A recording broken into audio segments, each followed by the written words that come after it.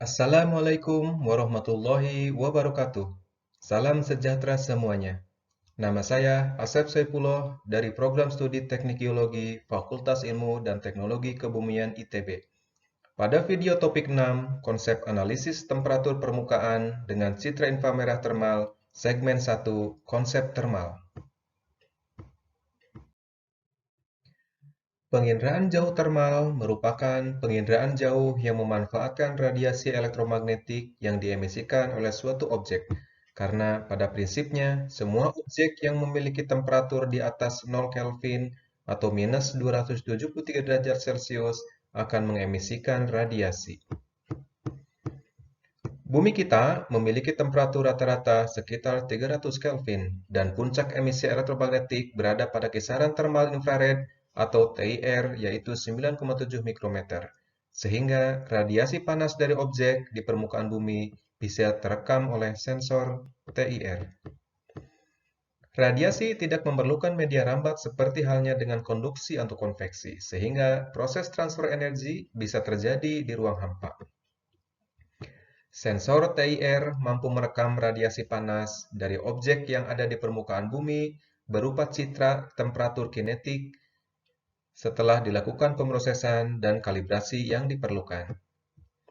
Citra yang dihasilkan umumnya berupa Land Surface Temperature atau LST dan Sea Surface Temperature.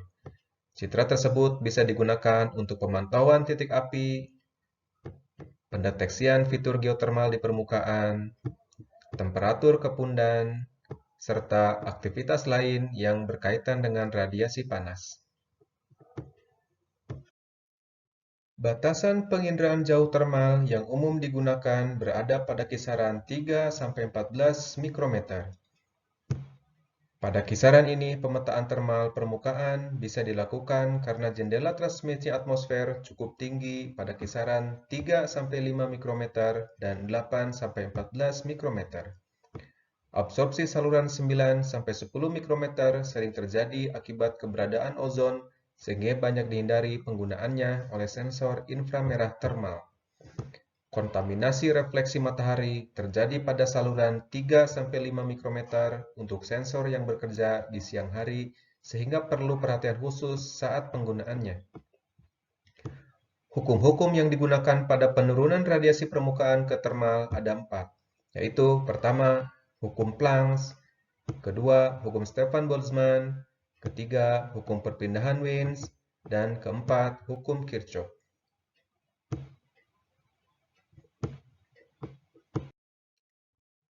Radiasi yang diterima oleh material di permukaan bumi pada dasarnya merupakan akumulasi dari radiasi yang diserap, dipantulkan, dan diteruskan. Sehingga besarnya resultan radiasi setiap material untuk setiap saluran atau panjang gelombang nilainya akan 1. Besarnya nilai radiasi suatu material ini tergantung dari nilai emisivitas benda tersebut. Saat emisivitas material diketahui, temperatur absolut TKIN atau Tekin dapat diturunkan dari radiasi yang dipantulkan oleh material atau terad, sehingga terad akan berbanding lurus dengan Tekin dan konstanta emisivitas atau epsilon. Untuk benda hitam dengan nilai emisivitas 1, maka terad yang terekam oleh sensor akan sama dengan Tekin yang diukur di permukaan.